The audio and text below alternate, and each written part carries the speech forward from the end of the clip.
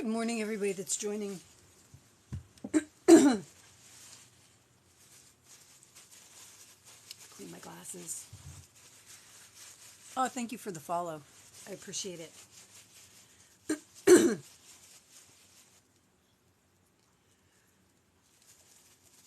My brain's never ready this early anymore. I can't sleep in, but I'm just not ready. So for those of you that don't know me, my name is Meredith, and I've been crocheting since the 1970s. And recently, my family talked me into jumping on TikTok. Then they talked me into doing lives. My lives morphed into tutorials in the mornings, and my tutorials then started getting uploaded to YouTube because so many people want to go back and watch them. So you can go, there's my channel, and NiftyKnotz Talk is the playlist / podcast that you can go back and look and see any of the previous tutorials we've done. The rain and the pollen and everything else is getting in my voice today, I guess. Again, there's my information. It might cost you to subscribe here. It doesn't cost you to subscribe there. And it only shows support. Some of the other tutorials that I've done in the past were some plushies. We're doing bucket hats this week. So this was the bucket hat we did at the beginning of the week. And then we have a young gentleman that wrote his first pattern, and it was a bucket hat. So we did his bucket hat on Wednesday. And the past 2 days we've been working on granny square bucket hats. The market bag that you see back here, the French market tote, is what we did last week. The week before that we did shrugs. And when you follow along my tutorials, I use the basic principle that if you can hold your yarn and you can hold your hook, you can yarn over and pull through a loop. You can basically do any of these stitches. It's just a matter of sequencing and putting them together. So the projects that I do for my tutorials in the mornings are usually all free-handed. I don't have a pattern in front of me. I might have some notes that I've jotted down for what I want to do and think I want to do, but I usually do everything free-handed. I explain my thought process so that you can understand why I'm doing the things that I'm doing, to put things together the way I want to put them together so that you can put them together the way you want to put them together. The shrug is just basically a scarf with sleeves. It fits around your back. I'll put it on. I'm a little bit early. It is, I used Lion Brand's Landscapes for this. Some yarn that my sister had gifted me. It's easier to put my shrug on from the front and then flip it. But you can see it's basically a scarf. Good morning, Cindy. And it just fits over your back and over your shoulders. I'm all twisted because I have long sleeves on. It just fits over your shoulders. That's why they call it a shrug. And just goes across your back. During that tutorial, I did show you how to end the sleeves with a straight sleeve. I went over a few different ways to make cuffs, and I went over how I made the flared sleeves, and of course I had to be a little bit extra and put beads on them. Just to show you can do whatever you want, pretty much. And I did, when I started this tutorial, I started it so that you could accommodate for your own size. So I explained to you how to measure for your starting chain and how to begin your stitches. I explained how, if you wanted to use a solid stitch, how you would use solid stitches. They're all very basic. I show you the stitches as I'm doing them and as I go along so that you can follow them if you don't know what they are. I do use all standard US terms. That's how I learned and what I grew up with. Some of the other tutorials I have on there are puppets. in the granny square bags that I made in the back here. The granny square totes. But jumping in, I know I'm a little bit early today, Cindy. I'll probably have to jump out a little bit early today. Just to I have to make a short run this morning to take somebody to work. But I have my 4 squares. So jumping into our tutorial, I have my 4 squares, and you can see I opted not to use the purple. I just wasn't very fond of the purple. To me, when I make the floral granny squares, I don't know, just something in me thinks flower, leaves, sky. And then a lot of times I will just put brown around here for like dirt. I don't know, symbolic. It's just a quirky thing that I do. So the purple to me just didn't really, and I thought the pink tied in a little bit better. And then I decided, I explained to you guys yesterday before we left how to make your circle to accommodate the number of stitches to go around your head. And you see, I pinned mine together, and they were just, it just seemed like the band was just a little bit too short to go around my head. If I did another row of granny stitches around, it would have made it way too long on my head. Would have came way down too long. So I just put a round of single crochet around it. I could have just done single crochet on the sides just to make it a little bit longer this way, but I went all the way around. We'll see what happens. I have a small head, so if it's too big for me, it'll fit somebody else. And then I decided, when I was doing my circle to fit on the top of our bucket hat, thank you very much, Mittens. Karen, thank you everybody that's joining. I'm not paying attention, I'm just running my mouth. Good morning, Karen.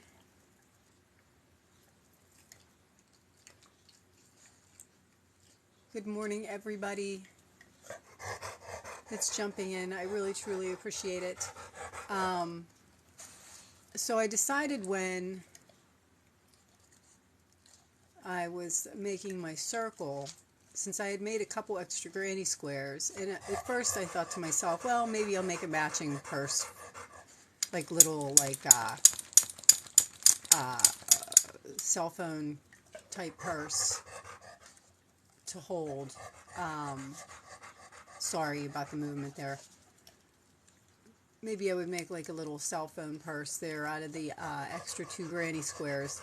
And then I decided, since I had just started them and I had only got as far as the circles, thank you everybody that's joining, that I would use one of the flowers from the circles to put on the top of my hat. So I put one of the circles on the top of my hat, and then I just worked my stitches around. I just worked my stitches around those loops there until I got a multiple of 6.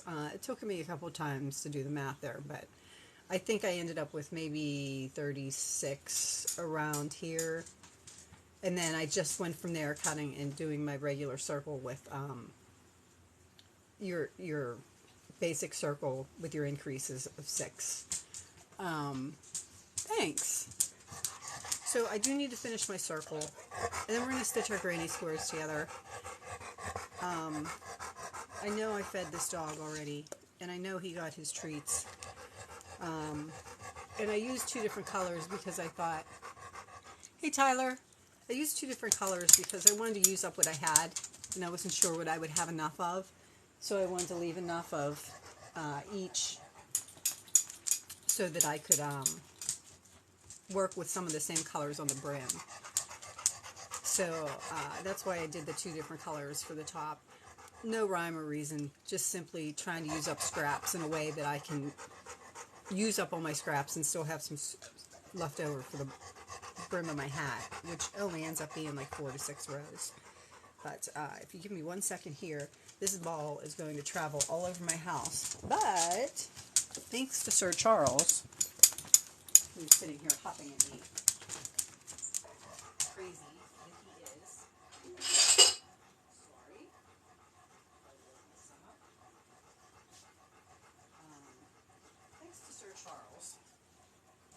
yes, I go through this much peanut butter. And you already ate it. I have the new yarn bowl, so this is what I use. It goes right in, and I know it's not going to roll around.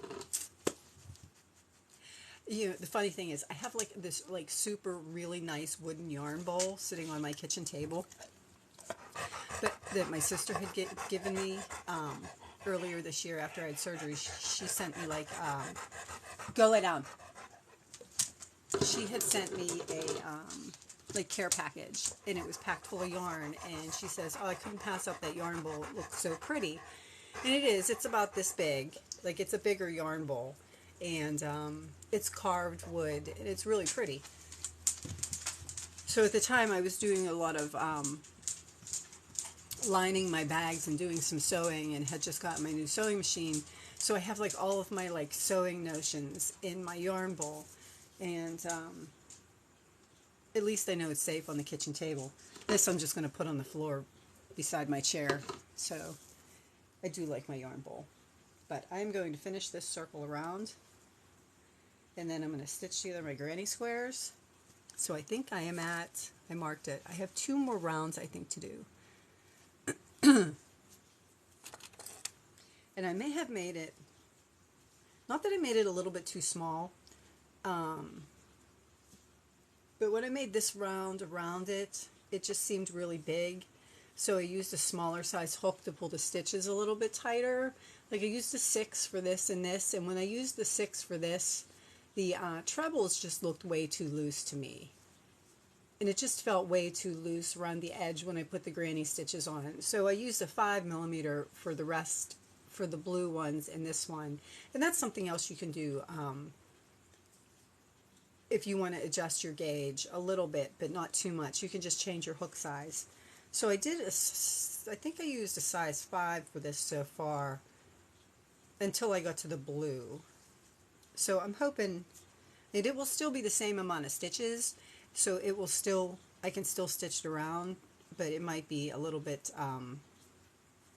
off, but it'll stretch out. And it is pouring down rain here again today. Pouring. Look at my window. I know you guys can't hear it, but it's like ridiculously pouring. So, on that note, while I do this, how is everybody's morning?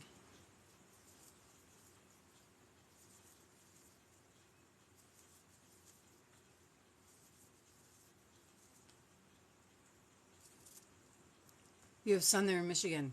Oh, you sent it all down my way. Thanks.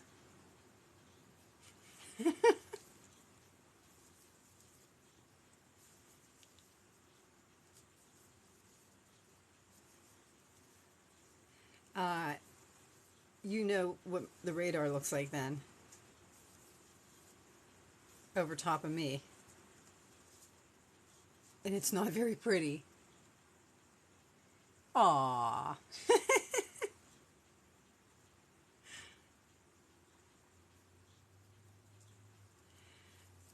Yeah, I'm sure you've looked at the radar this morning and you know what it looks like. Oh, yeah. Oh, is it coming to you? I didn't look at it, really. I just saw it start to rain and figured, I guess I don't have to look at the radar. I know what it's going to do already. Ugh. It's just dreary. It's chilly. Again, it's, you know, yesterday was almost 60. Today it's like 40. And rain all day again.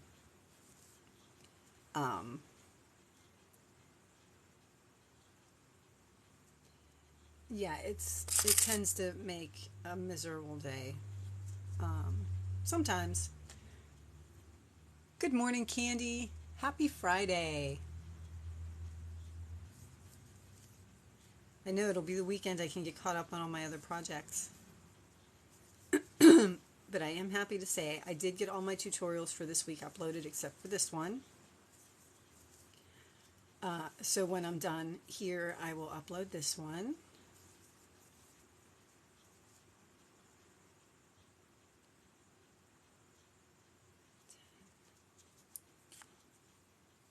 And if I don't finish this one,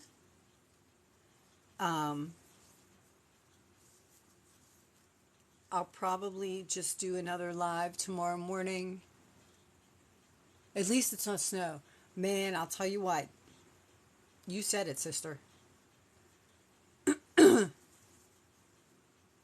I am grateful for that. We might have had a lot of cold weather and we might have had a lot of rain this year, but I'll take it.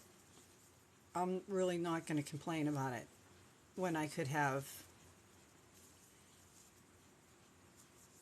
a yardstick full of snow, a yardstick's worth of snow to shovel up myself out.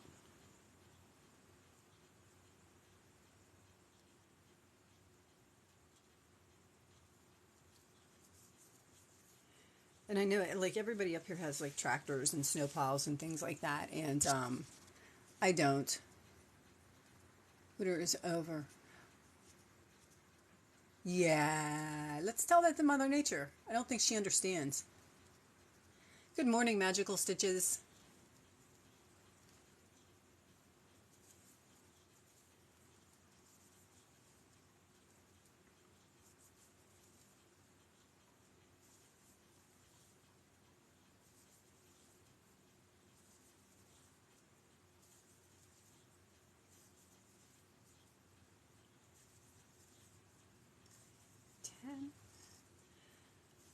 I'm just finishing up the last 2 rounds here that I didn't get finished last night for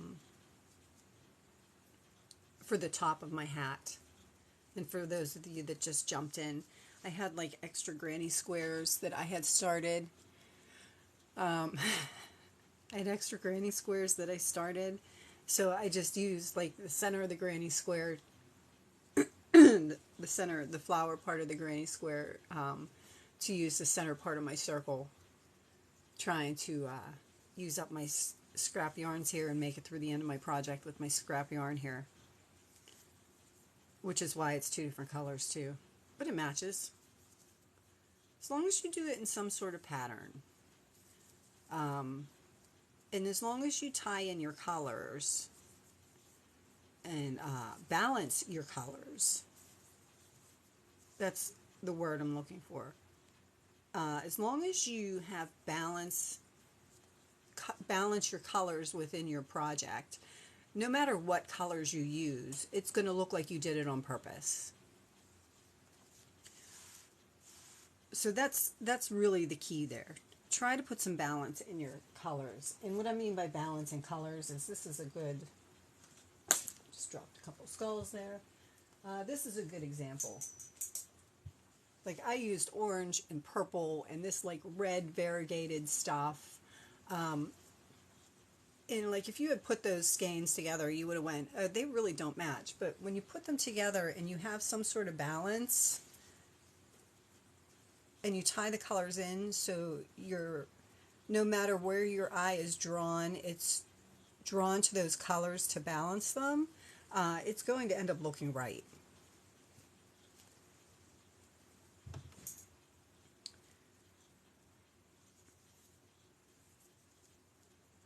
And that's a big part of like freehanding things and doing things to try to accommodate your yarn stash, your personal preferences. That's one of those things I learned from my dad. If you mishmash the whole project, it works, I think. Yep, pretty much. Right, I have one more round to go around this. And then I'm going to stitch the granny squares together. I think I'm going to stitch them together the same way that I stitched together my granny bags, which is with this, the orange in the center. The orange in the center of the tan here is the stitch that I use to stitch them together.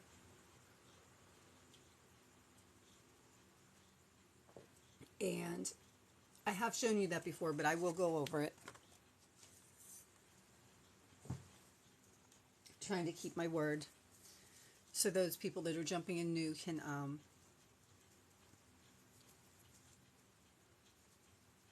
watch the project and still learn from it and not have to go back and watch other pieces. I do try to keep them beginner friendly. I try to keep them beginner friendly, but they look like they're intermediate, advanced. Again, if you can hold your yarn and you can hold your hook, it's all about how you put your stitches together and do those simple sequences. So I like that principle. That principle has stuck with me since it popped into my head, maybe about 10 or 15, 20 years ago, I don't know. And I just kind of took off with that. And, you know, I will sit down sometimes and pick up my yarn and pick up my hook, and my husband will say to me, "What are you doing? What are you making?"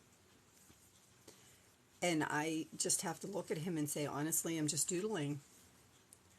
And I just sit there and I just, you know, play with the stitches, and I just play with the different combinations until something hits my brain as something that I want to make and something that I want to do. And that's a good way to start just trying to freehand things. Just sit down and start doodling. I will say one thing you can't be afraid of is ripping out stitches. I don't mind frogging projects if I'm working on a design. So if I'm working on a design and I do a couple rows and think, that's just not right, I want to try something different, I don't mind ripping out those stitches to try something different. Ooh, there's those orbs again. There was another one. Oh, that's so creepy. Ooh, that's really creepy. Tell me you guys saw that too. Did you guys see that?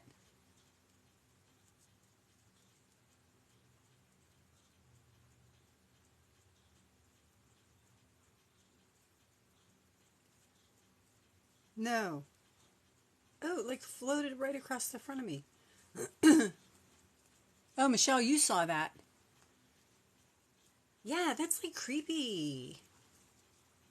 I don't know if it's like fuzz from my yarn, but like I shouldn't have fuzz flying from my yarn just doing this, and it's cotton. Ooh, that's creepy.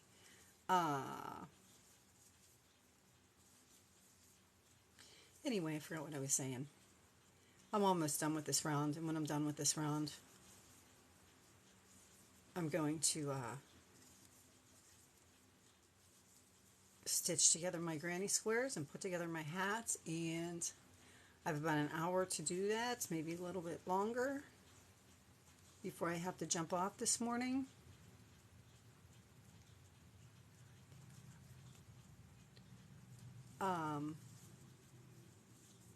Oh, I know what I was saying. I don't mind doodling and playing with a project to try to like figure out a stitch and then decide I don't like it and take it out. That I don't mind, because I'm just doodling, and that's part of the doodle process. Just like the eraser on your pencil. If you don't like the line that you drew, you just kind of erase it and you try something else on the sketch.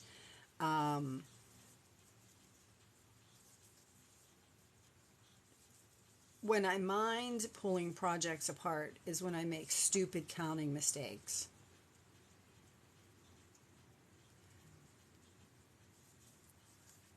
That really aggravates me. And you'll notice in some of my tutorials, and those of you that have been with me, when I do make some little stupid counting mistakes, I tend to kind of fudge the rounds to make them work. Like there's ways that you can add stitches on a row before. If you're, just working on the row above it, there's ways to add the stitch below. There's ways to work around that mistake so that like nobody's going to notice but you. I do a lot of that. Now, if it's really going to be noticeable, then I'm just going to rip out and just be angry at myself for not paying attention. Which, my fault. My bad, as they say.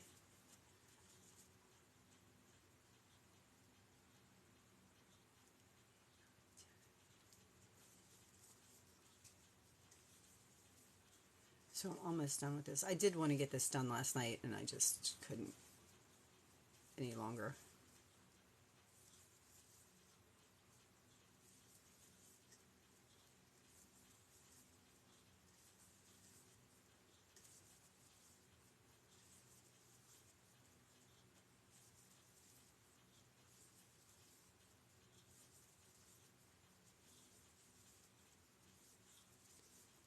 Okay, so I'm almost done.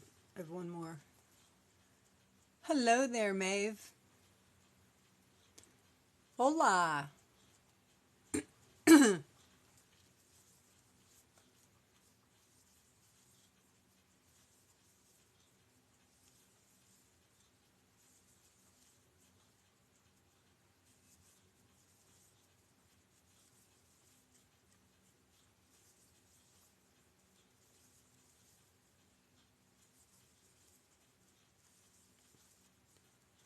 Today we're working on the granny square bucket hat. I keep wanting to call them bags. Alright, so you can see it's a little floppy around the edges because I used a bigger hook. I probably should have used the bigger hook for the whole thing, but it'll work. It'll stretch out. You know, if I really need to block it, I can block it, but I'm not real worried about it. And I am going to slip stitch to the next stitch, I think, and then I'm going to do like an invisible join to the next stitch. And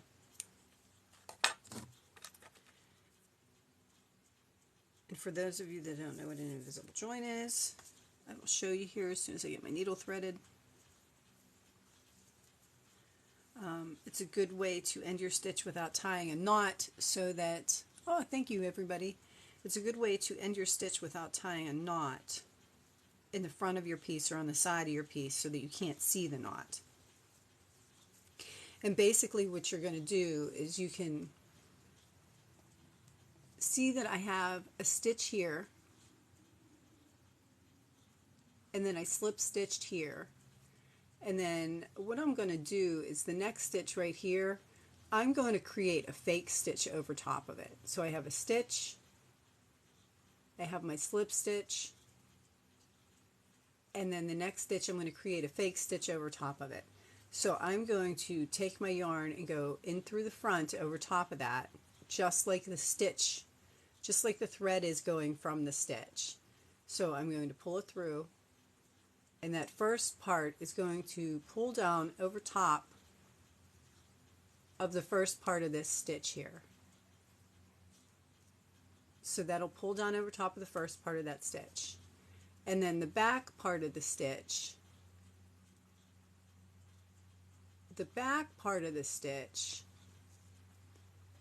kind of goes into that slip stitch. So this is where I did the first part. And this is the stitch I'm trying to cover and mimic. So I'm going to follow where it came out, and I'm going to go down into where the other strand comes out. And I'm actually going to push my needle into that stitch and down through the back of my project. Down through the back of my project. And I'll loosen it up so you can see. And then I'm going to pull it tight. So you can see this is the stitch that I'm working with. This is the stitch that I'm trying to cover. So I just followed the same path that string went, and that covers the first part, and that pulls down. It's the second part, and you'll see where I have my slip stitch here, and you'll see I've made another stitch that goes right over top of it. So my slip stitch is a little bit tight there. So when you look at the side of your project there, again, my slip stitch is a little bit tight. Loosen up my slip stitch there. Did I do that? Oh, hold on, I didn't get that down through there.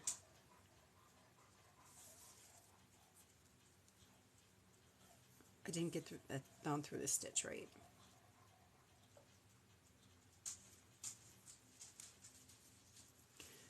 Okay, so I got the front part of the stitch. Where is it?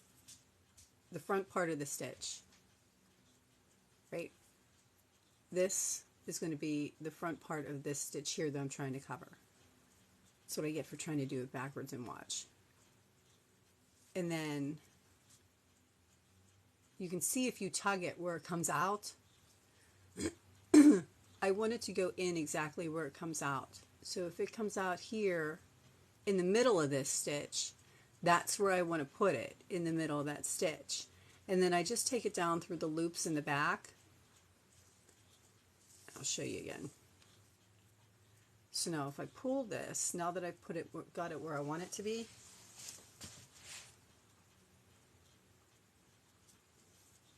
I promise.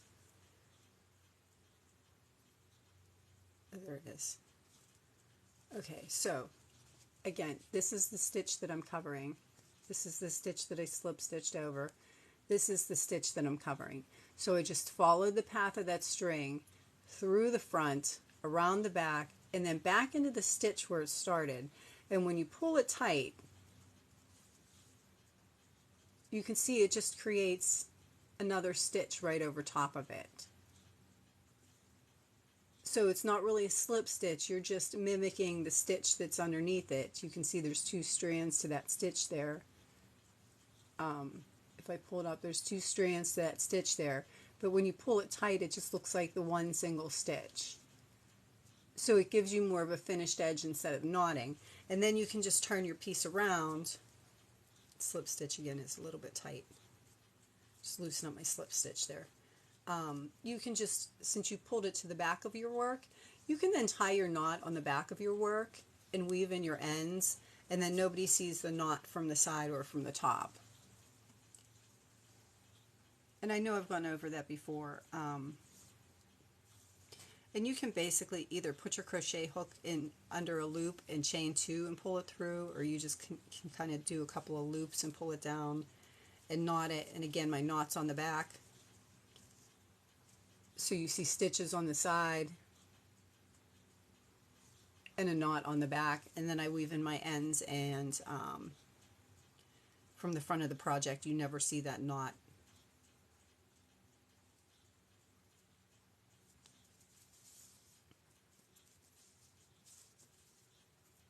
And you can kind of tug that knot underneath the bar of the stitch so that it kind of disappears, so you won't see it as much from the back too. And then I'm going to cut that off, and that one is done. So now I have my circle. It's a little bit floppy because I used a size 5. Then I used a size 6 because I thought it was looking a little bit small and didn't feel like ripping all those green stitches out. And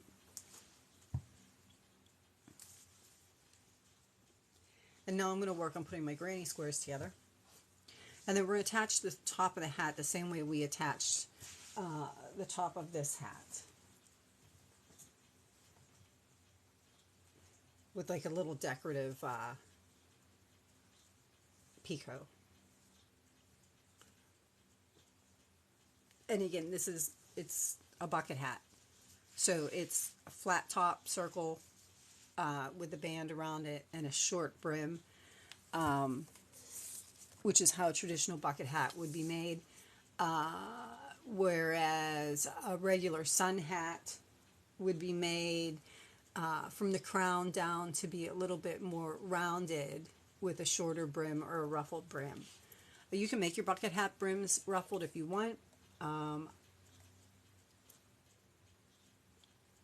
It's your project, you can do it however you want.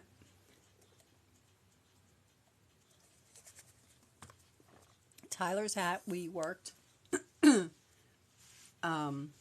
your crochet bestie. We worked from, oh, thank you, Lacey. Thank you very much. You guys are way too generous. Thank you so much. Go head over to my YouTube channel and subscribe. I love the gifts. I really do. It makes me feel good, but subscribe to my YouTube channel. That way, like, this doesn't take half.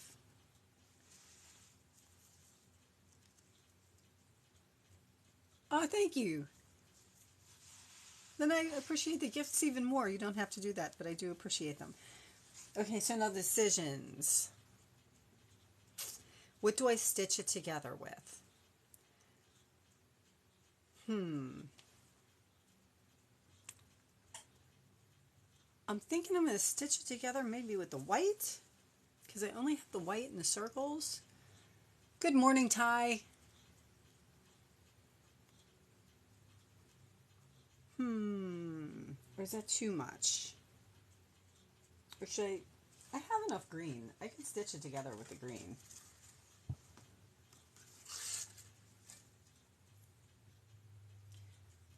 I think I'm going to do that. I'm going to stitch it. Oh, I don't know. What do you guys think? Should I stitch it together with the off-white? It's actually not white. It's like a cream colored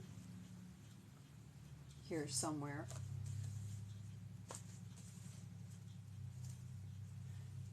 Here's somewhere sitting in my palette.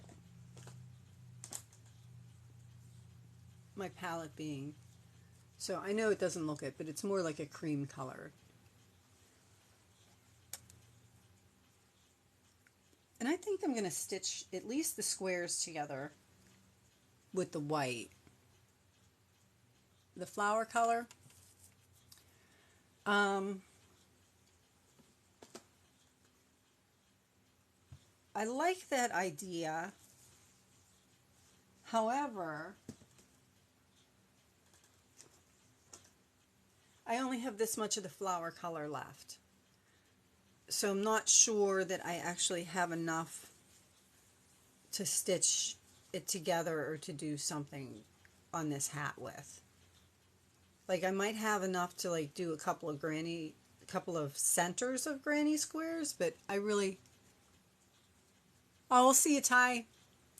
But I don't think I have enough to put my stitches together. So I think I might actually do, and like I said, your project, take your time. And if you don't like it, I can always pull it out. Or if I don't like it, I can always pull it out. So those of you that have watched before,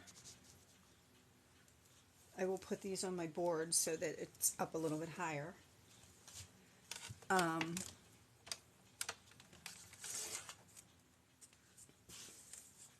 Two little birds. I still only have two little birds on this drawing board. For those of you that haven't seen, I told my daughter, I said, you have to paint a third little bird there and everything will be okay. Every little thing's just going to be okay. And she looked at me and she said, why does that sound like something I should know? I was like, honey, because you've probably heard it quite a few times. Okay. So I'm going to put this aside. That's my top. There. Backwards. So that's going to be the top part of my hat. And I'm going to put that aside. I know, Janie, that's a little bit amusing. She didn't hear it coming from my playlist. She heard it coming from my son's playlist. All right. And since I know that around the edge was just a little bit too, wasn't quite, just my professionalism, wasn't quite around my head halfway. Almost. I am going to use my size 6 hook. Now, if it was like a perfect fit, you could use a size 5 hook and go down a size, a millimeter. That way, it would be a little bit tighter. But I'm going to make sure I have the right sides of them facing up. And it doesn't really matter if what you start from is the top or the bottom, as long as you start from the same side to do each granny square. So if I start from here and stitch up, I'm going to then put the next granny square next to it, make sure it's right side up, and I'm again going to start from here and work up. And then I'm going to put the next one and work from here all the way up. So you just want to make sure you work in the same direction. And to do this stitch, oh my goodness, did I not? Oh, I did mark that. So in the corners of this, I don't know if you can see that or not. In the corners of this, I worked 2 stitches instead of 1. So I have my bobby pin over 2 stitches there, if you can see. They go through 2 loops. One loop is going to be for the side stitch when I work down the side of it, and the other loop is going to be for the top or the bottom stitch. So it kind of will help to, if you see granny squares sometimes that are just sewn in a band, you see like that divot in between the granny squares where it's not perfectly square. Those, using 2 stitches instead of 1 in the corner, will kind of help you a little bit to make it look a little bit more square.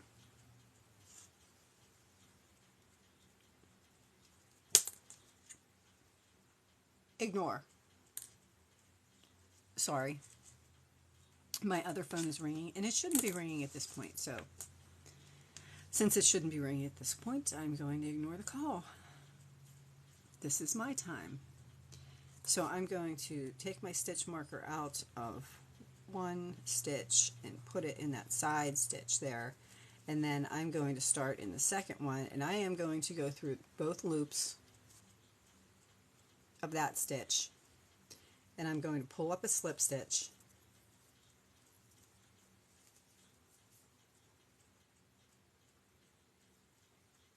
so all I did was pull up a slip stitch.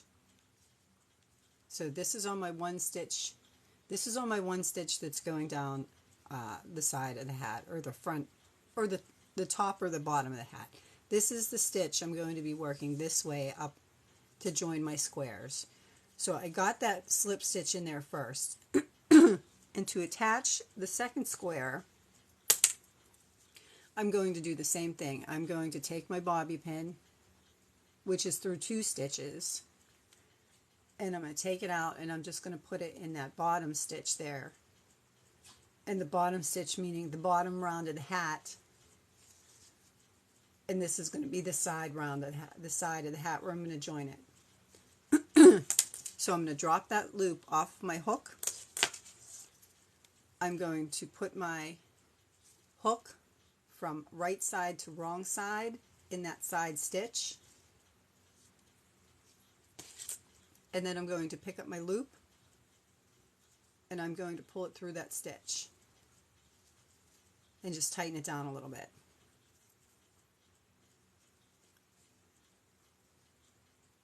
So you have your slip stitch, and then you just pulled your loop through there, because I don't want it too wide at the very where I'm going to make the top rounds and the bottom rounds of my hat. So the next stitch you would do, and this is a little bit difficult to see, maybe if I stand on the other, see if I stand on the other side I can't see. So the next thing you're going to do is you're going to want to hold one square down towards you and one square up. So the square that is pointing down, you're going to work another single crochet in. So the square that is, you're going to hold them like this. So you have a square on the bottom and a square on the top. Okay? The square on the bottom, you're going to do a slip stitch. Or I'm sorry, you're going to do a single crochet. So the square on the bottom, you're going to do a single crochet. I did my single crochet. I might have to take this out so you can see better. So the square on the bottom, I did my single crochet. I'm going to drop my loop, and then the next stitch on the top, I'm going to insert my hook from front to back,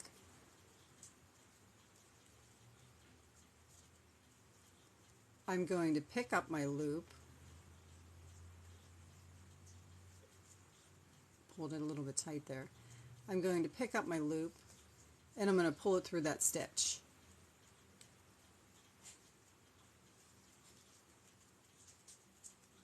So you would keep working. Let me try turning the other way so you can see it a little bit better.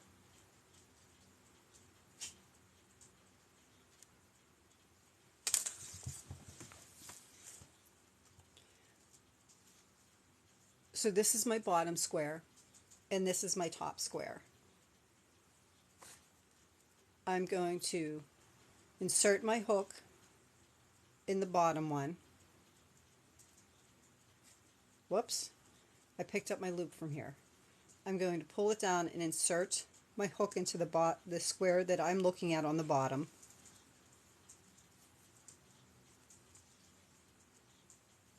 I'm going to do my single crochet.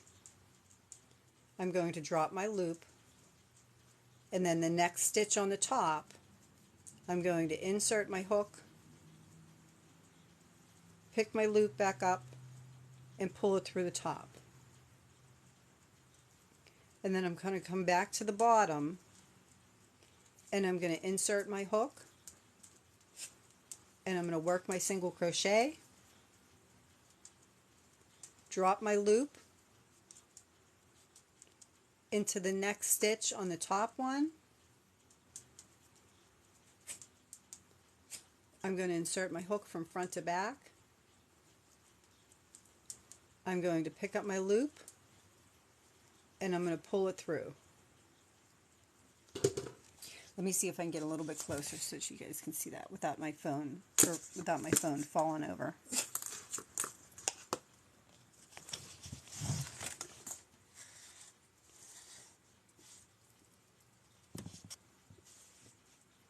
Get it somewhere. Try to prop my phone up here so it doesn't. Is that going to work? Maybe? Okay. Whoops.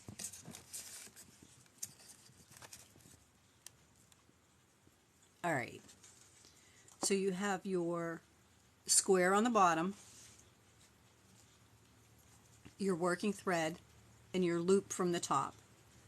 You're going to go to the next stitch on the bottom that doesn't have a stitch in it.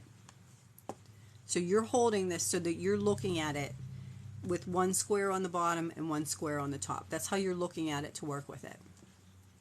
And then you're going to take your hook with your loop, and you're going to insert it into this next stitch on the bottom that doesn't have a stitch.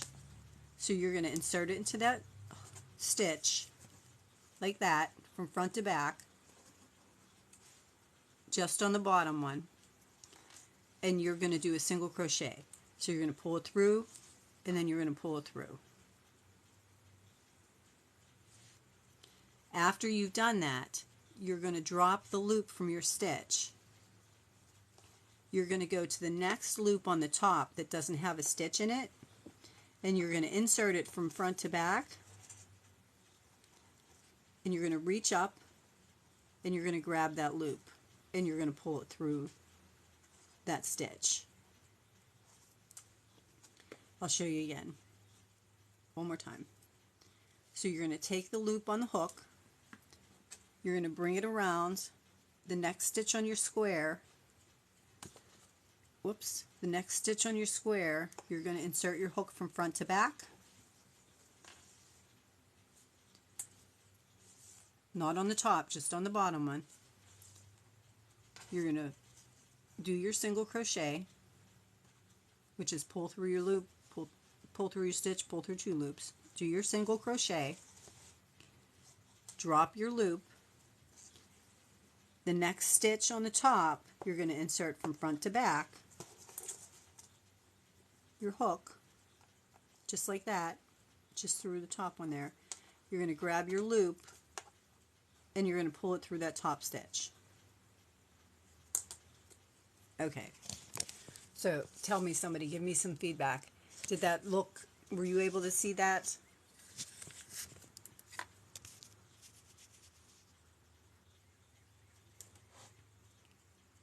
Were you guys able to see that? Did it make sense?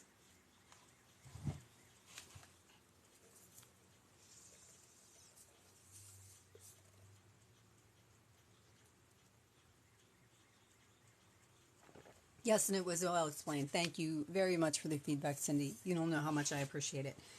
Because sometimes I do things and think to myself, yes, it makes sense. Okay.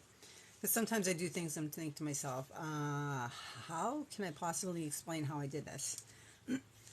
Which is why if you've seen any of my patterns, they're like just littered with pictures.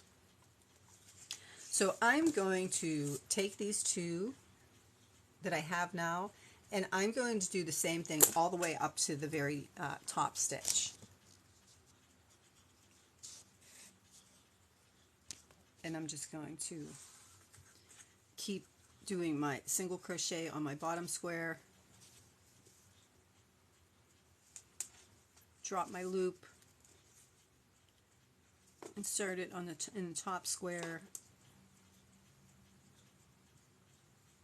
pick my loop back up, and pull it through the top square.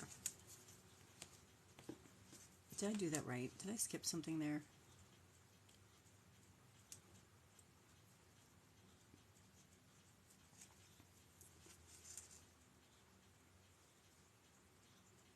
No, I did that right. Okay. So single crochet through the bottom, insert through the top, pick up my loop to join it. My single crochet, and I'm just going to do this all the way up. Pick up my loop, pull through the top to join it. And it kind of gives you that like crisscross pattern there.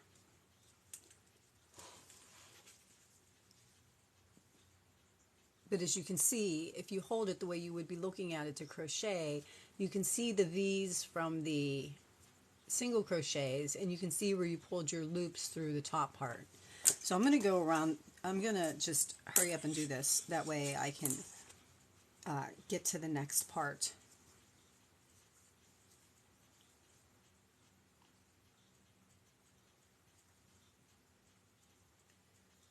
Because I still have a couple more squares to put together. So this is what I'm going to continue doing.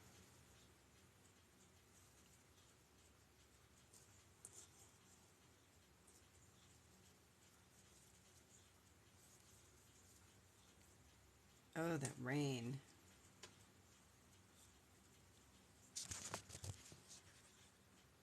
It's just pouring, which is going to make things hard for me this week if it keeps raining, because my mom's going to come up and open her property, not this weekend. This weekend is prom, next weekend is mom. And I like to have everything opened for her before she gets here. Like the electricity turned back on, make sure none of the pipes froze, things like that. But she doesn't have a driveway. It's just sort of like a lot, because, you know, it was our camp. So it doesn't really have a driveway. It just has grass. It's just a yard. And everybody just, you know, well, it has like a driveway with a culvert underneath it, but it doesn't have like a paved driveway up to the property, up to the home. So you have to like drive through the yard and park, and we all park in the same, we all have like a place that we park. So we all park in a certain spot in that lot beside the home. But when it rains like this, if anybody lives like in farm country, you know when it rains like this, everything's a sopping wet mess and muddy. And I've already got my car stuck over there. So to go open up, will have to carry everything over, or I will have to park in the neighbor's driveway across the street and carry it through the yard to get it into her house, so that I can clean and do things like that and try to put things together for her. Okay, so now I'm at the top of my granny squares, and you can see where I have my stitch markers again in 2 stitches from the top.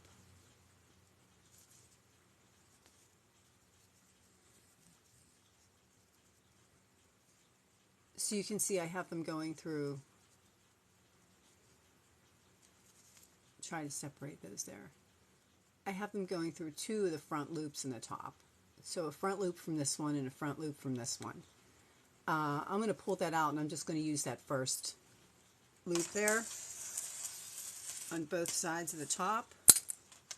and do my last single crochet in that stitch and save the second single crochet in the corner for going around it. Okay, so I'm going to just do the same thing. I'm going to pull it through.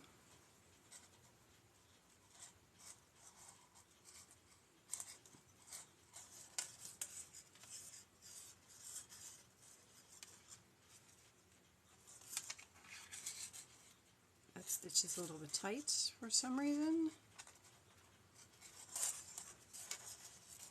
And after I've pulled it through, I'm actually, do I want to knot this? I can do chain 2 and just pull a knot through. That should probably work. Just knot it. I'm just going to leave a tail just in case I need to do something else with it. So I like to chain 2, and after you've chained 2, if you pull your stitches down real close after you've chained 2 and you've cut, you just pull your stitches down real close and it makes your knot. Okay, so now I'm going to go to the next one and I'm going to do the same thing. So I'm going to make my sure my single crochets are in the same place. I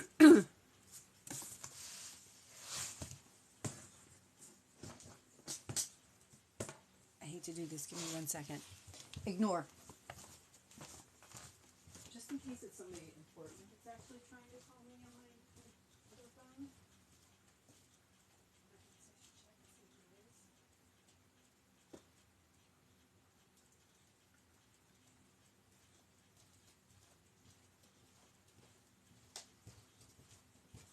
And nope, that was nobody important. So I'm coming back to finish what I'm doing. Alrighty. So now I'm going to do the second one the same way. So I have the first one put together here. Oops. I have the first one put together here, and I'm going to do the same thing with this one and put this one here. So I'm just going to do the same thing. I'm going to join it with my slip stitch, and I'm going to work up with those stitches, those single crochet stitches, and pull up my loop here. Keep track of the time.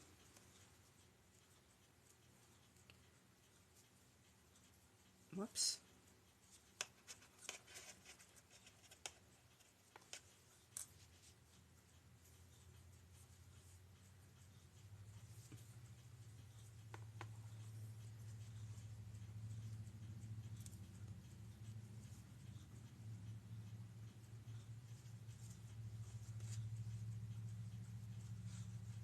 The first one's going to be a slip stitch just to keep it a little bit tight.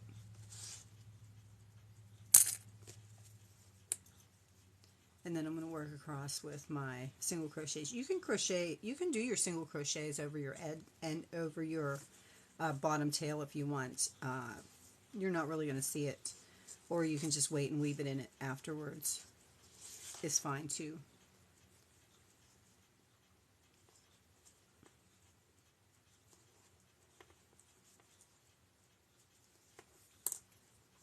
And like I said, because I have to run out of here a little bit early, if I just a little bit.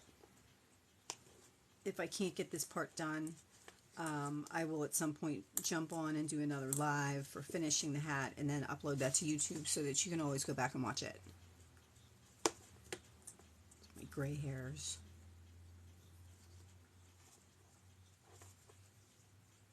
It's the only bad thing about making hats and trying them on. I end up with all my gray hairs. Good morning, everybody that's joining. I do try to brush it very diligently in the morning.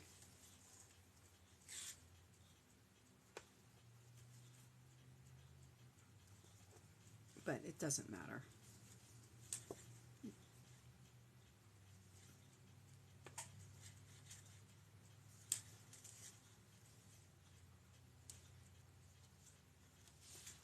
If it's easier to hold them side by side, like I'm doing, once you kind of have the gist of what you're doing there, if it's easier for you and quicker for you to hold them side by side instead, you can do that as well. I did them so one looked like it was the top and one looked like it was the bottom because I think there was an easier way to explain it. and show it.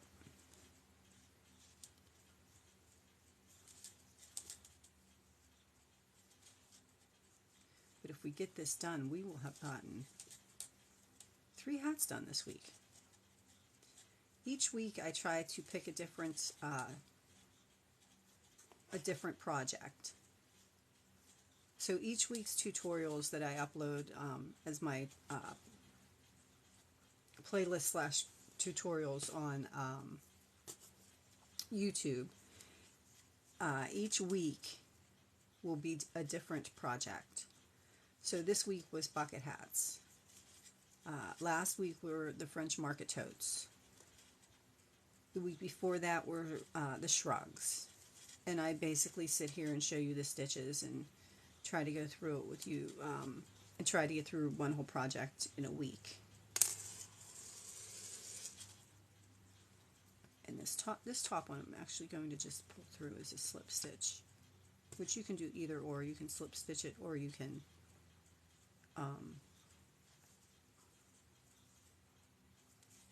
slip stitch it, or you can single crochet that last stitch. Again, I'm going to leave my tail because I'm not sure what I'm doing with it. Alright, on to the next one. Bad habit.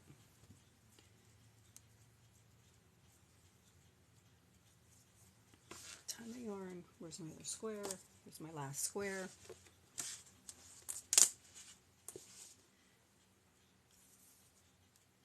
Whoops. Pull that knot out.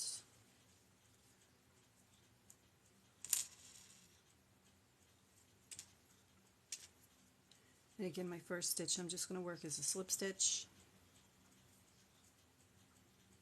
Just going to move my tail out of the way.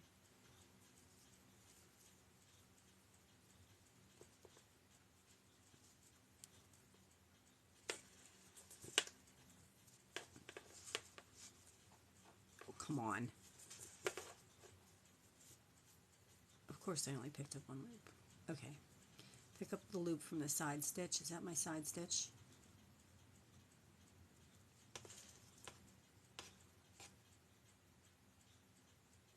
Or is that my side stitch?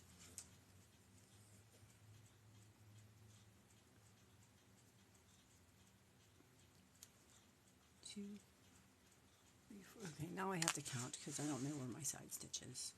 So 2.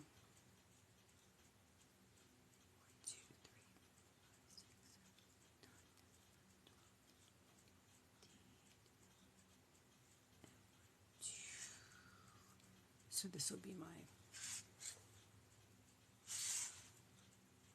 darn it, 6, 7, 8, 9, 10, 11, 12, 13, 14, 15 for my stitches, 2 for my side, and that's where I want to put it. Okay, all right. Pull it through, and I'm going to work up this one just the same way. Thank you everybody that's joining. This week we are doing bucket hats. Yesterday and today we're working on granny square bucket hats. The flower pattern that I used for my granny square was a free pattern that I found on a blog site, and I have the link to that in my link tree in my profile.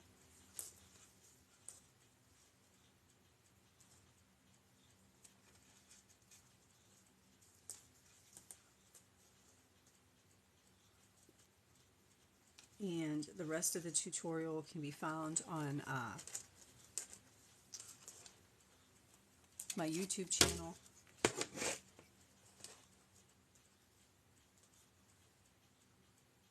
I upload all my morning lives. I come on Monday through Friday at around 9:45 a.m. Eastern United States time, and spend about an hour, hour and a half. Sometimes I talk longer than that, doing a tutorial, and then I take that live that I did as my tutorial and I upload it to YouTube so that you can go back and rewatch it if you want. See the parts that you missed, or skip through the parts that you don't want to listen to.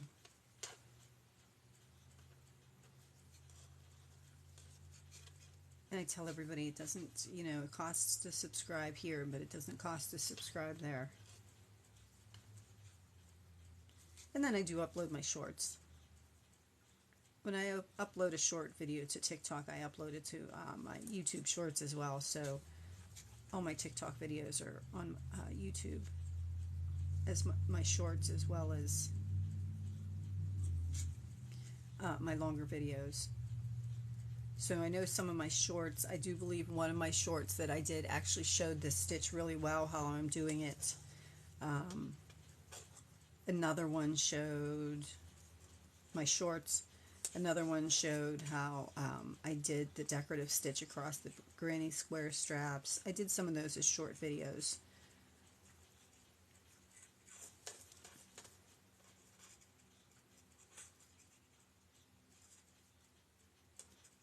It does take me some time.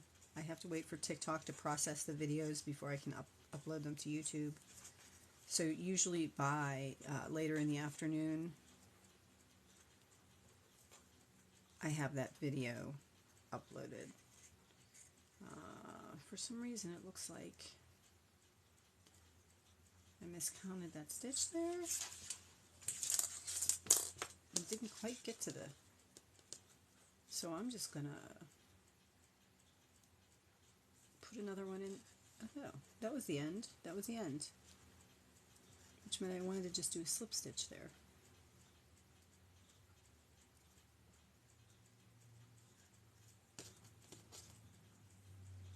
It should work out even. So the last stitch you make in this square should be the last loop that you pull up in this one for the corners.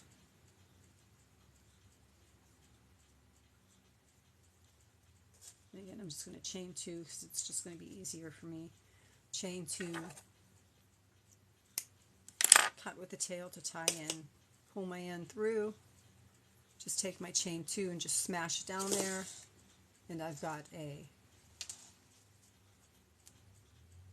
knot.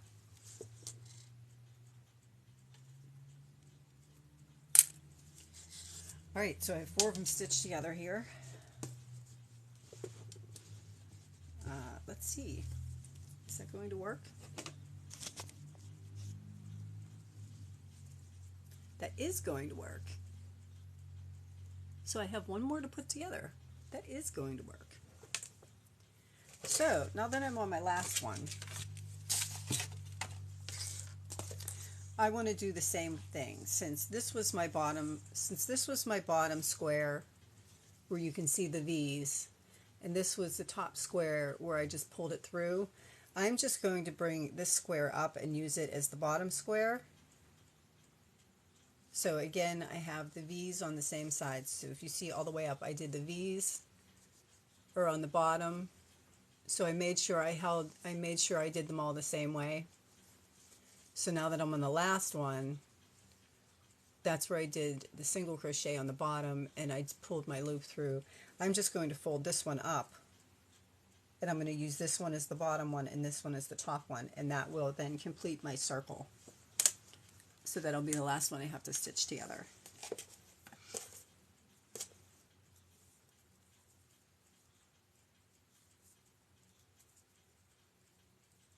And I'm going to do that exactly the same way that I did the rest of it.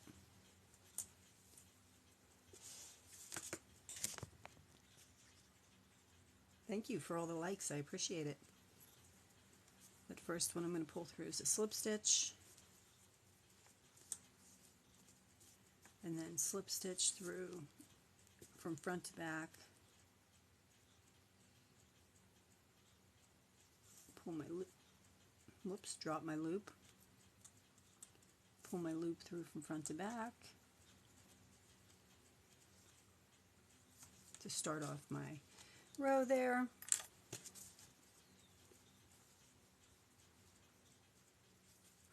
Get rid of that tail because I don't need it. I can weave it in later. And then I'm going to do the same thing. I'm going to single crochet in the next stitch.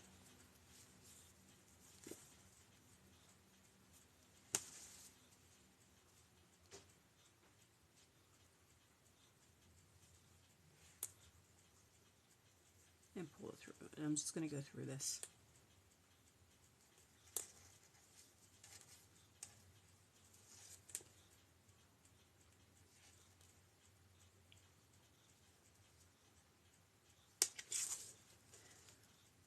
I can do it a lot quicker if I do it sideways sometimes. Thank you for all the likes. I appreciate it.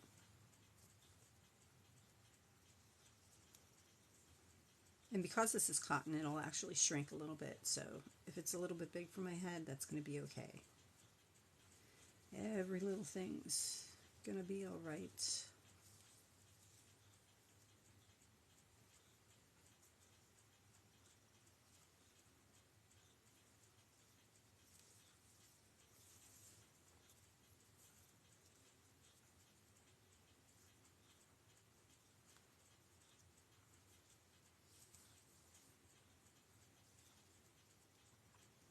The other reason I decided not to use purple was because purple was a really dark color.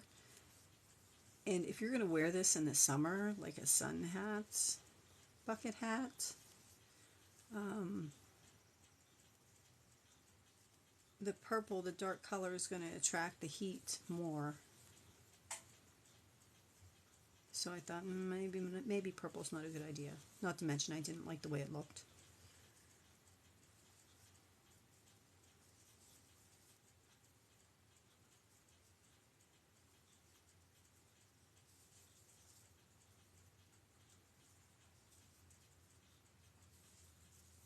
Almost there.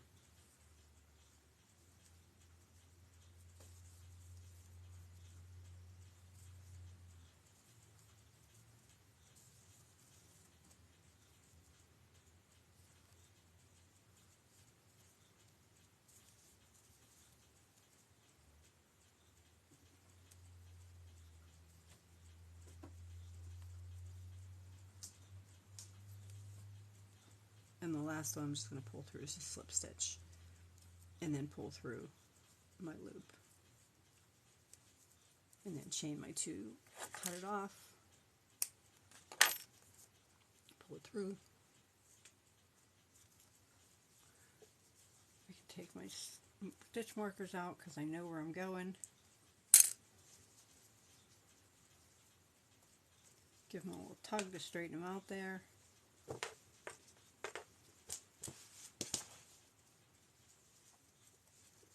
And minus the ends, I know, bad habit. Minus the ends, that's going to be the band to my hat. I could have made them a little bit smaller. I could have done the whole thing with a size millimeter hook and it probably would have been really good. But that's, I think, a decent fit. I'll throw it in the washer and dryer and the cotton will shrink up a little bit. But I think I like that so far. So that's going to be my band. And now we're going to ignore all these ends because we can always weave them in later. And since we used the white to stitch this together, I'm going to use the white to stitch the top to it.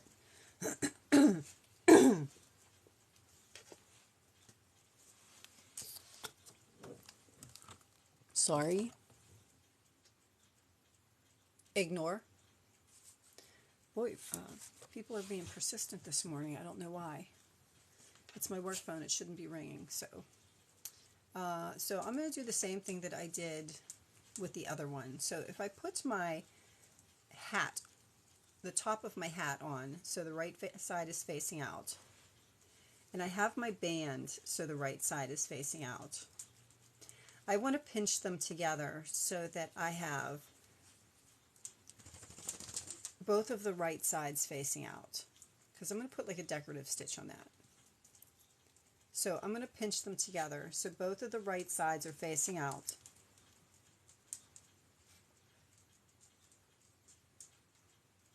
I'm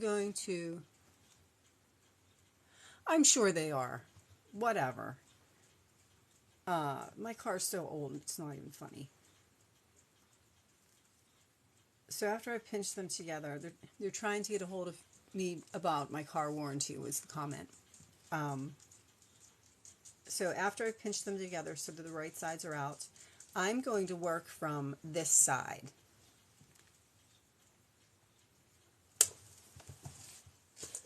So I'm going to take my slip stitch, put it on my hook, and I'm going to pick pretty much anywhere to start.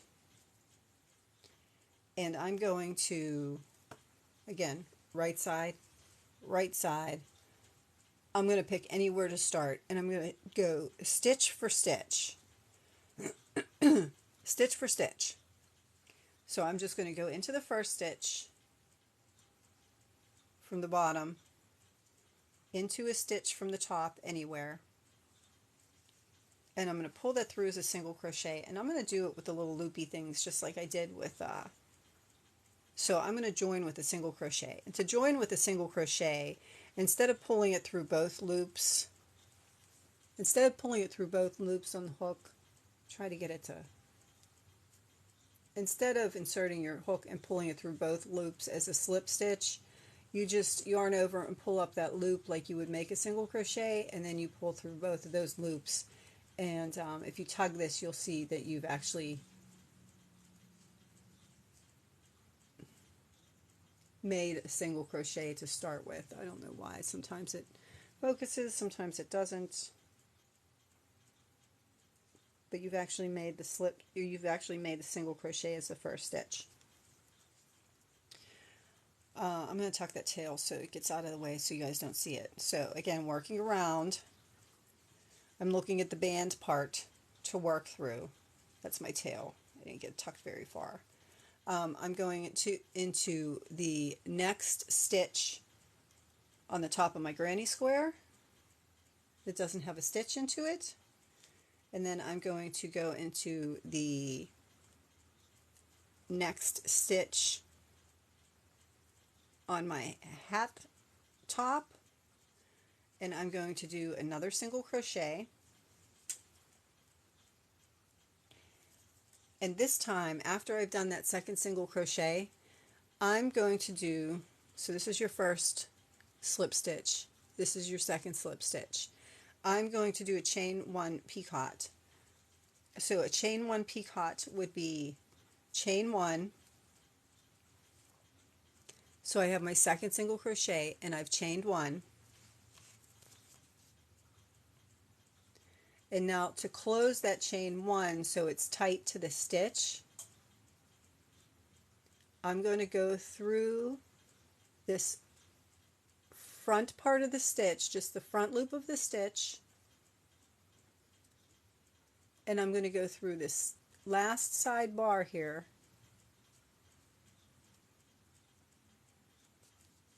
of the single crochet that you just made. And then I'm going to yarn over, and I'm going to pull through all three of those loops on the hook like a slip stitch. And that closes it and forms like a little bump. So now I'm going to just single crochet in the next one. And again, you're working stitch for stitch. I'm going to single crochet in the next one, and I'm going to do that chain one,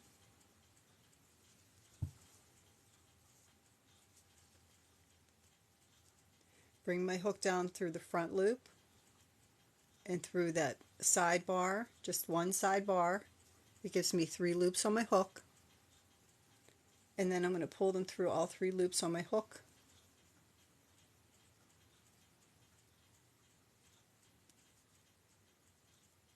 One reason why I'm not fond of cotton. Cotton seems to split for me all the time, and it gives me that little bump just to make it a little bit decorative. So if you look, it gives it like a defining top to it, because a bucket hat's supposed to look like a bucket with a bottom and sides. It's supposed to look like a bucket. So doing it that way gives me that defining stitch that I want for my bucket hat. You can just single crochet around. You can just slip stitch around. You can work from this side where you're looking at the top first instead of the side first. And you can do this stitch, or you can single crochet, or you can just slip stitch. however you like to work it, as long as your right sides are out, because this stitch needs to be on the outside. So as long as your right sides are out, however you like the way it looks is how you're going to do it. But that's kind of how I want mine to look. So like the bottom of the bucket is defined a little bit, because again, a bucket hat is supposed to look like a bucket that's just kind of flared out at the end. So I'm going to keep going all the way around here to join this. Same way. I'm going to single crochet, and then I'm going to single crochet, and I'm going to chain one picot, however you want to pronounce it.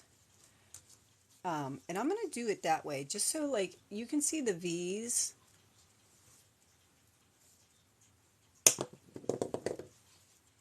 You can see the V's there from my single crochets, and that is the front of the hat, the outside of the hat. So it's kind of going to tie into the V's that you see for the stitches that we put it together.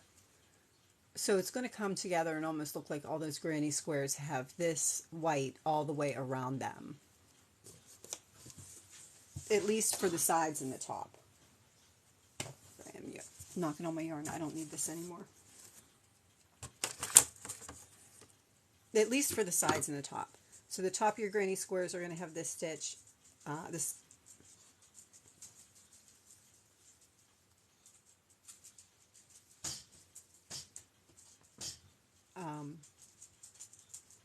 so you'll have the white across the top. It's not quite white. It's more like of a creamy color. If you saw it, it does not look as bright as it is.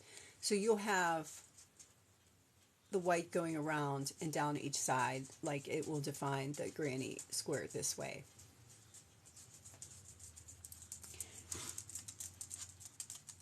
So I'm going to just keep going around that way and attach the whole top, doing one regular single crochet, and then one single crochet with a chain one picot, however you want to pronounce it, on top. And when I get to the side, I'm going to show you what I'm going to do. Meaning the side of the granny square.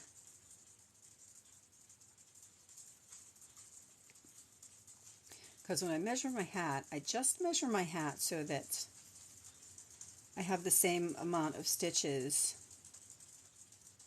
across the circle as I do around the granny squares stitched together. And we talked about that in the last video, the last live I did. So I'm just going to keep working around while I got a lot finished. Sometimes I had most of the top done, to be honest. I just needed a couple more rounds of the top to do this morning.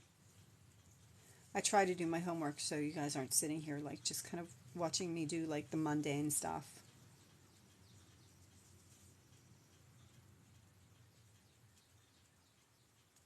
Over and over.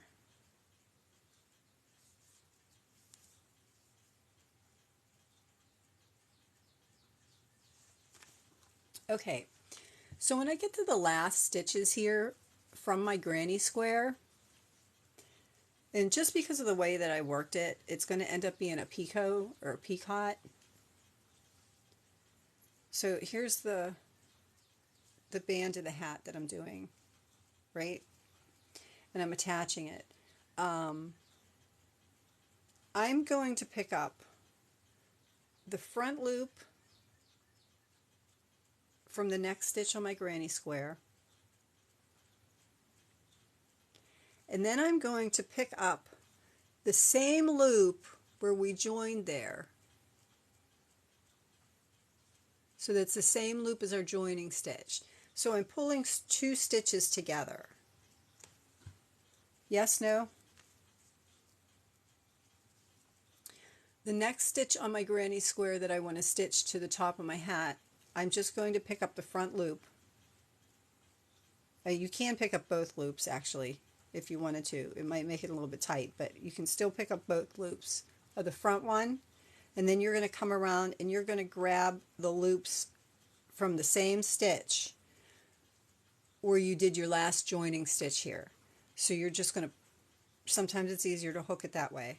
So you actually have the 2 stitches now on your hook from this side of the granny square. The last stitch and the stitch that we worked in. And now I'm going to take that stitch like I worked it and just go into the next stitch on my hat top, and then I'm going to work it as the slip stitch. So I'm going to pull it through all those stitches, whoops, all those pink stitches, right? I pulled it through all those stitches, and then I'm going to pull it through as my single crochet to kind of pull it up that way. And that one's supposed to be a peacock, so I'm going to go ahead and do my peacock. Peacoat. I know every other places pronounce them differently. I've heard some women pronounce them peacoats, some women pronounce them peacocks. Okay, then for the next one, so we've worked this whole granny square here. See, I didn't start that end there, but we've worked this whole granny square all the way around to this side, and we did this corner here. We have this corner here that we're going to join now. So just like this corner, we picked up the last stitch, and we picked up where, I can't talk with the hook in my mouth. I need to remember that. So just like this stitch here, we picked up the last stitch on the granny square, and we went through the loop where it was, the last join was. So when we go to the next granny square, get rid of my tails here so you can see it. So when we go to the next granny square, we're going to pick up this loop, which was the last one we joined in, and we're going to pick up the next loop. So we're just going to go in from the front and pick up that, and we're going to go in from the front and pick up that, and then we're going to yarn over and pull through all of that pink. Well, we're going to put our stitch into the back first. So we're going to pick up this loop, which was our last joining loop. We're going to pick up this loop. We're going to pick up the next stitch on the hat round from the top. We're going to yarn over and draw through both of the pink, and then yarn over and the pink and the blue, and then yarn over and pull through the 2 white stitches. Let me see if I can get that for you. So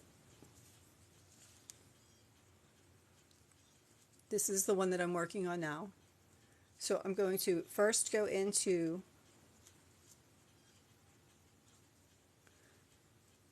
you can see where over here is the last joining where the loop comes out of, where the white part comes out of. So I'm going to go in there. I'm going to bring my hook around. This is why I said it might be easier just to do front loops. I'm going to, in this one, let me see, this is a little bit difficult on this side. This one, I might have to go in through the back. No, that does not look right.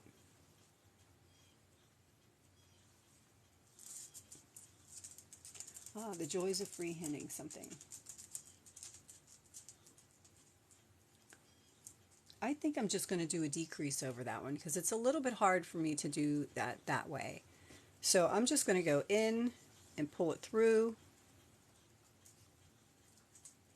Whoops. I need to grab the back part of my hat too. So I can do that on this side, but for some reason when I start the next stitch, it's a little bit too hard for me to get into both of those loops. So I'm going to insert my hook into the first one and into the next top one, and I'm going to pull it through And then I'm going to insert my hook into the next pink one, but the same blue one, and then pull it through 2 loops and 2 loops. No, just pull it through all the loops. Just pull it through all the loops.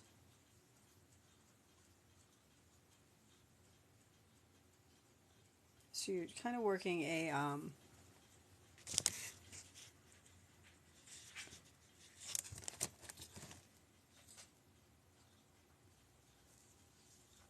so you're kind of working a decrease over these two.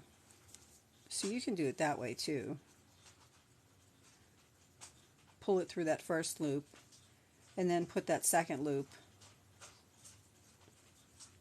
into the next loop on your hat, and then pull it through, or on your top, and then pull it through both, and then pull it through that. I think I don't know. Maybe that should be a slip stitch. It's just not looking right. I think it looked better as a decrease.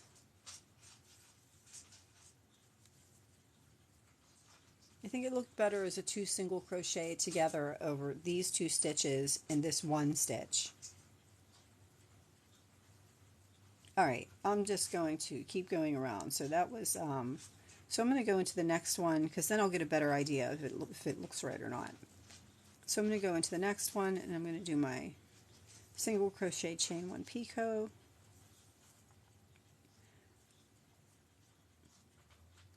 And then I'm going to do my single crochet, and my single crochet, chain 1 picot, picot. I've always said picot. Yeah, I think I like how I like that. And you can play with your stitches so that you can get them the way you want them. You know, again, you can just do a single crochet around. You can just do a slip stitch around. You can play with those corner stitches here. Play with those corner stitches there to get them the way you like and pull together the way you want them to pull together. I just found that that's the way it worked for me on this one.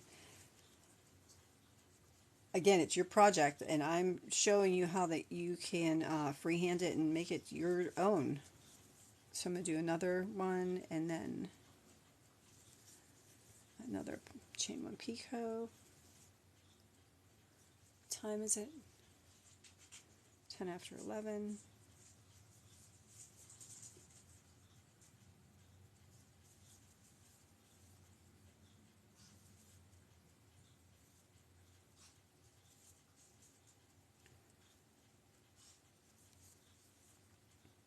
And I'm just going to pull up this loop and try it on and see what I think.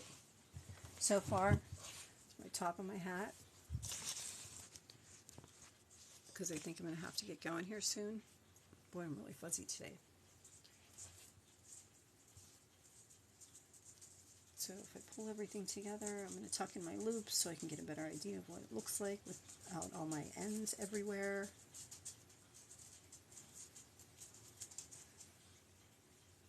Try on my hat there.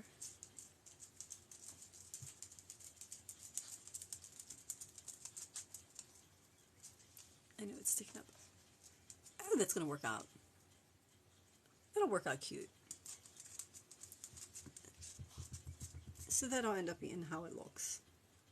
Again, true to the traditional construction of your bucket hat, with the flat top being just as big as the band so that it's like bucket shaped. So that's how that would look. And then we'll put the brim on it. So I think I might have to do a separate tutorial for the brim. If I do that, I know one of the other tutorials I did, I had to, thank you, Janie. Beautiful. Thank you, Janie. I had to do that. If you give me a second, I'll find out.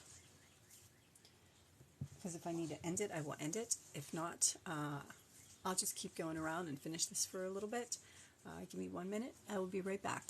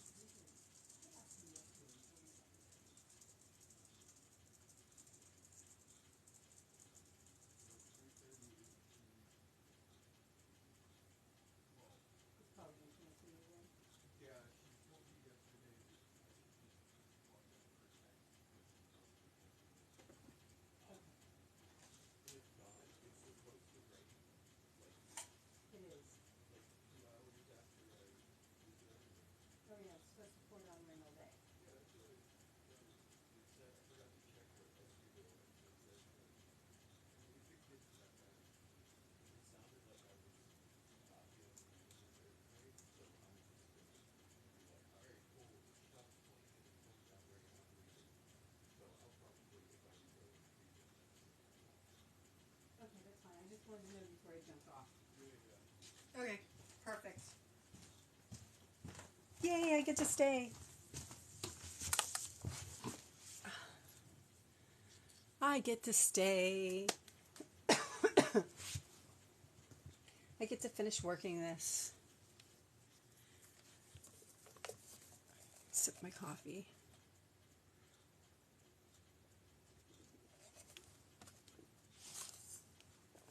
All right.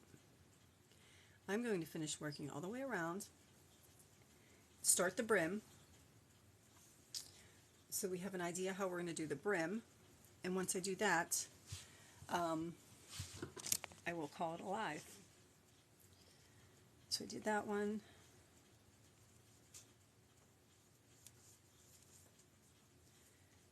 I guess I should text my husband and tell him the change of plans. Again, I'm working stitch for stitch.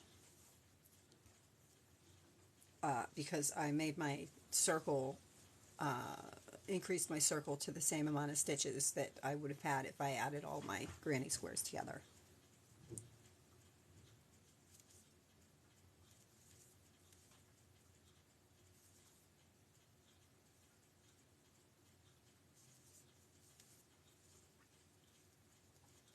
And I am just doing my single crochet and then a single crochet chain 1 picot all the way around.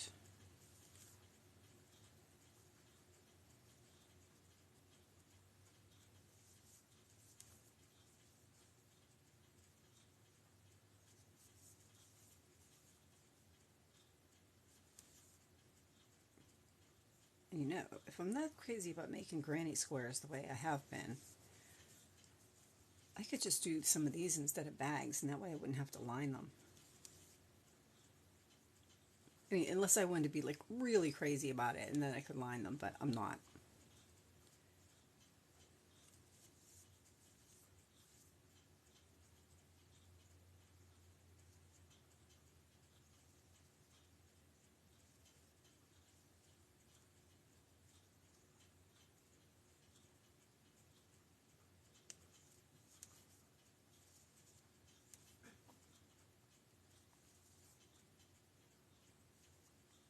For one, I would put all that work in and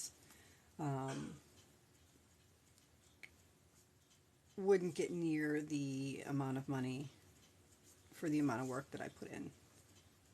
So that's kind of not worth it.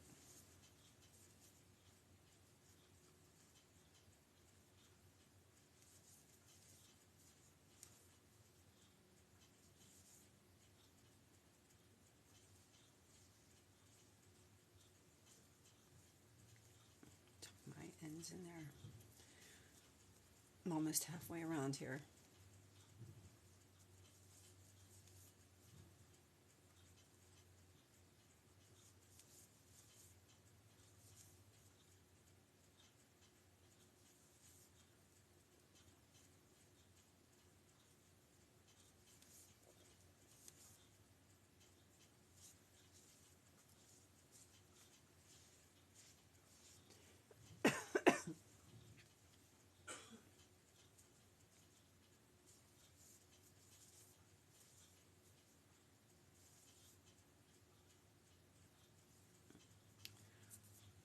Hair from trying it on.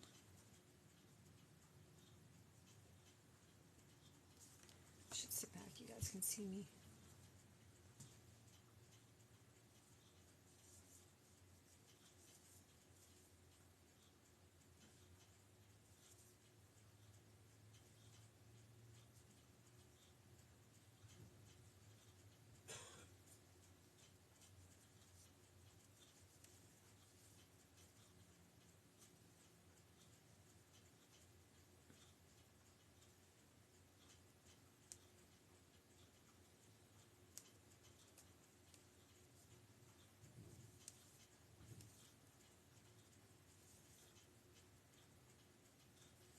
Almost.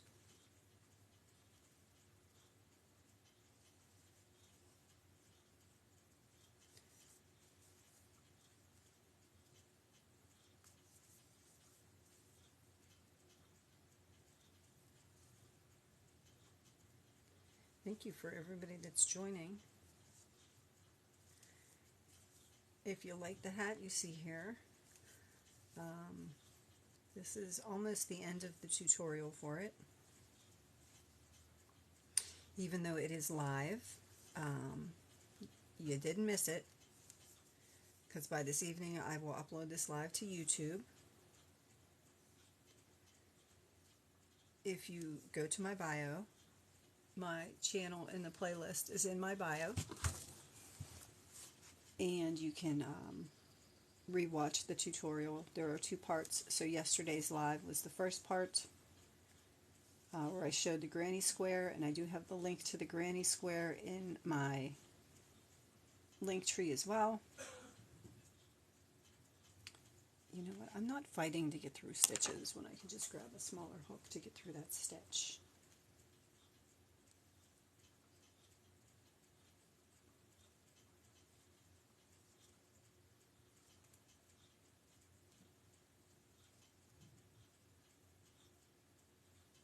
That stitch was a little bit tight there, so I just used a smaller hook to get through it. Then I'll go back to my bigger hook there.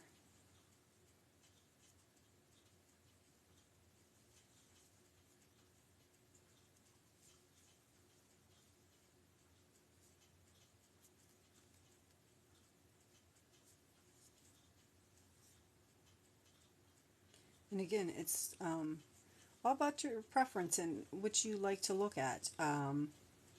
If you like to look at the back side of your hat or the back side of your stitching, you could use the wrong side as the top part of your hat instead of the right side as the top part of your hat. Totally up to you. It's whatever you want to do with it. That's kind of the point of kind of walking you through my thought process when I freehand something, so that you can realize that you can pretty much do things however you want to do them, however you want them to look.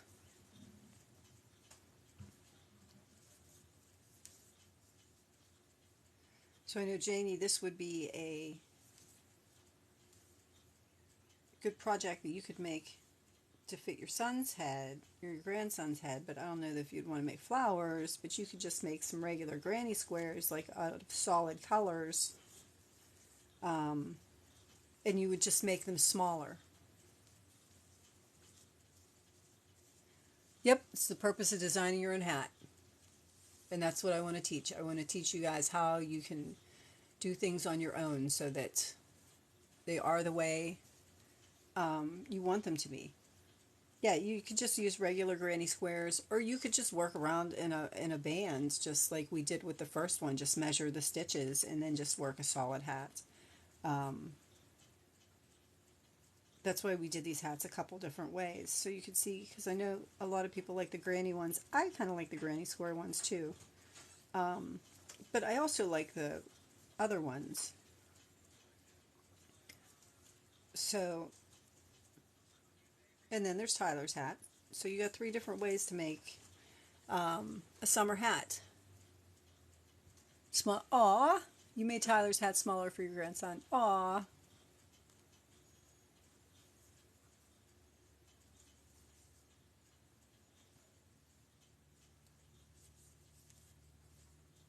Whoops. Is this a double crochet? Oh no. Yes.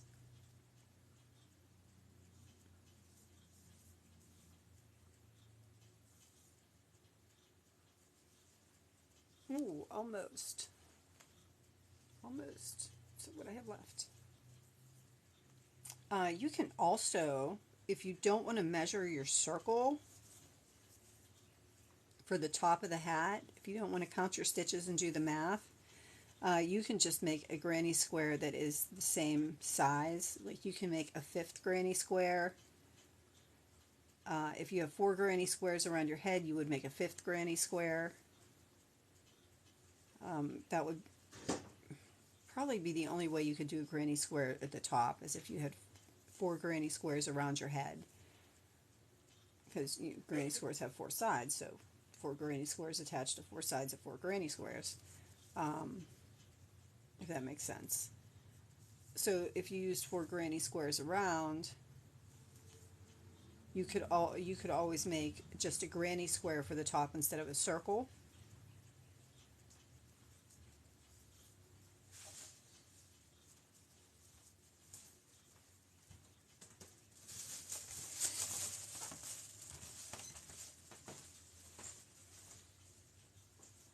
How am I extra stitches?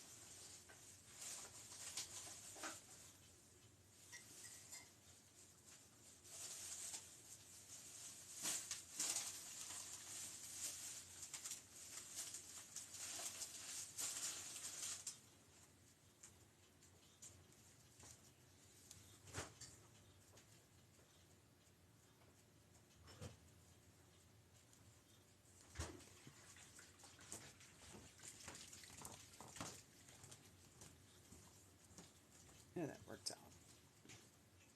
Last stitch, last stitch. And then I'm just going to pull them together. So I'm just going to cut this and pull this loop through here. That way I can weave it into the inside of the hat to pull it around. Use the bright lime green cotton. Turned out cute. Oh, I bet it did turn out cute. Alrighty. So I tuck my ends in and, oops, I got another stitch there. This one I'm going to, the end of it, I just pulled off and pulled through my loop there. I'm just going to tuck that inside and then knot it inside. So far, it's my bucket hat so far. And I just have to put my brim on it. It's a little bit big. It would fit my daughter. I could have made those squares a little bit smaller. I could have used like a size 5 or a size 4.5 hook and pulled my stitches tighter. But again, my head's smaller than everybody else's in my family, so I'm sure this is probably like a standard size, because when I put a normal hat on my head, it just kind of like flops. Thank you. So that is going to be my top part of my bucket hat there. For my brim, I'm just going to kind of talk you through for the brim. So for the brim, you're going to want to increase, and you're going to do 4 to 6 rows of increases. And you're only going to want to increase by 4, because if you increase by 6, it's going to give you a flat brim, like you're increasing your circle to make a flat circle. So we're only going to, like we did with this one, just to kind of flare it out just a little bit, we're only going to increase by 4. And this is going to be a little bit easier than the last one. I would keep a notebook and I would keep track of which round you're doing. The first round you go around, the first round you're going to go around your hat. You can put the increases in the seams. So 1, 2, 3, 4, because we have 4 seams. 1, 2, 3, 1, 2, 3, 4 seams. So the first round that you went around, you could put your increases in the seams.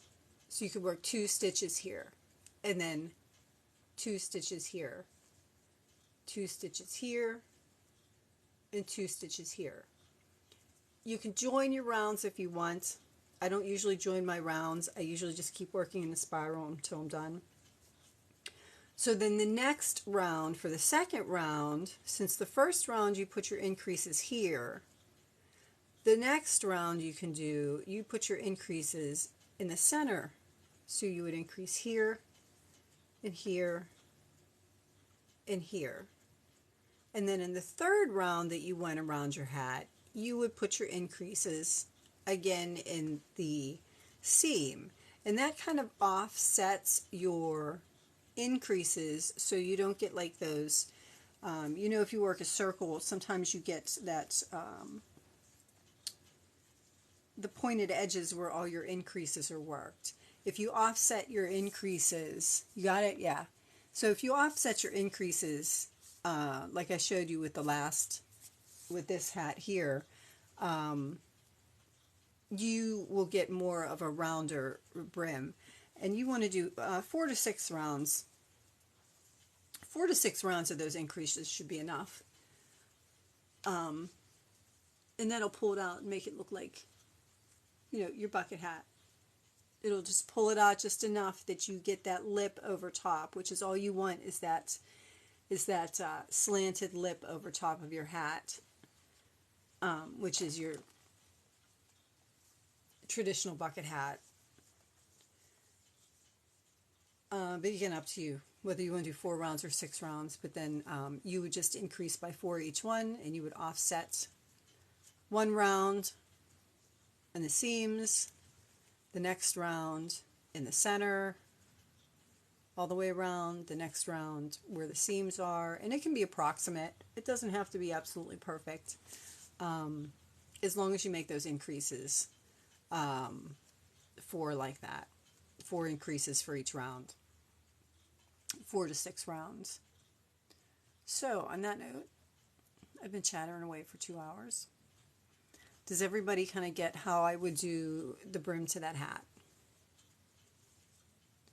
It was the same way. It sounds good. It was the same way that I did the brim to this hat.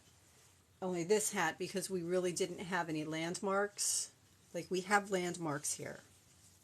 We have seams and we have squares. So we have landmarks. Yes. So this hat, you kind of had to fold and mark your 4, and then fold the opposite way and mark your 4 to get that rounder brim.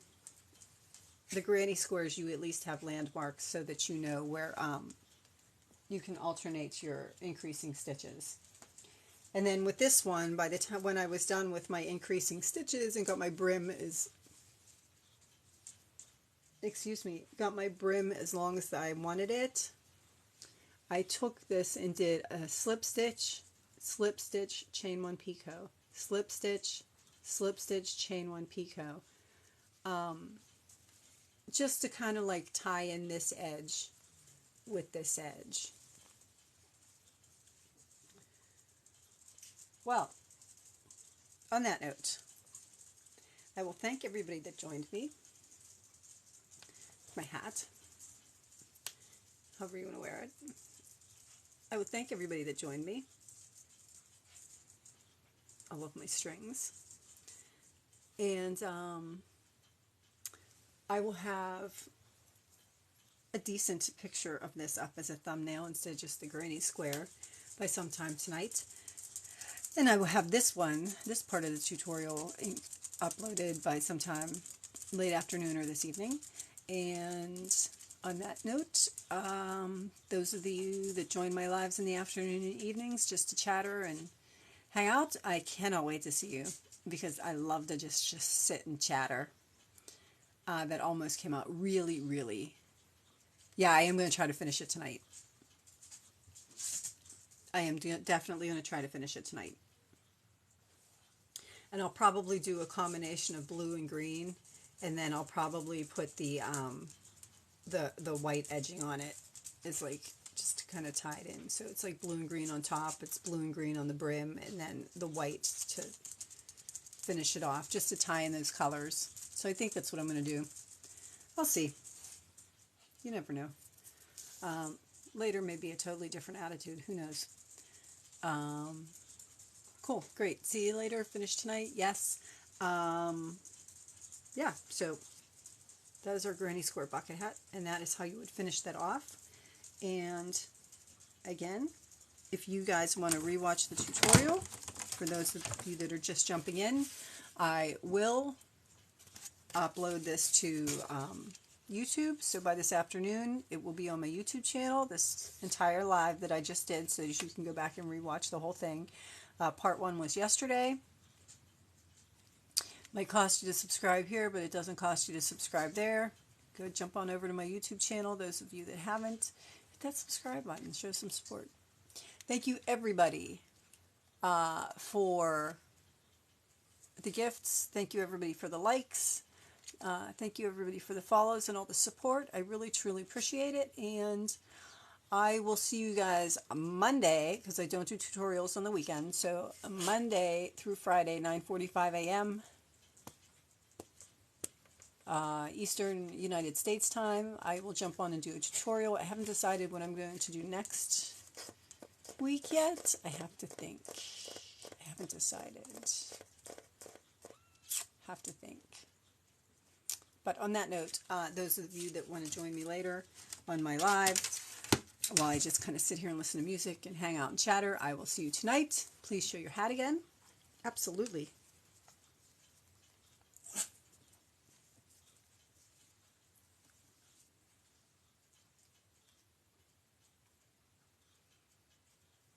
So that's how it looks so far. Is that the one you wanted to see, or did you want to see the other one?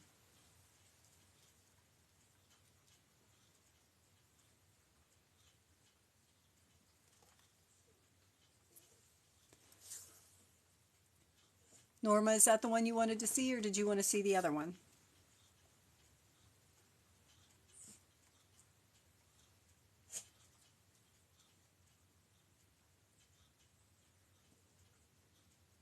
This one. Okay. There you go. That's it. And Crazy Me put the flower on top. I don't know what the light looks like there, but that's going to be it. That's going to be my bucket hat, and it would fit like this.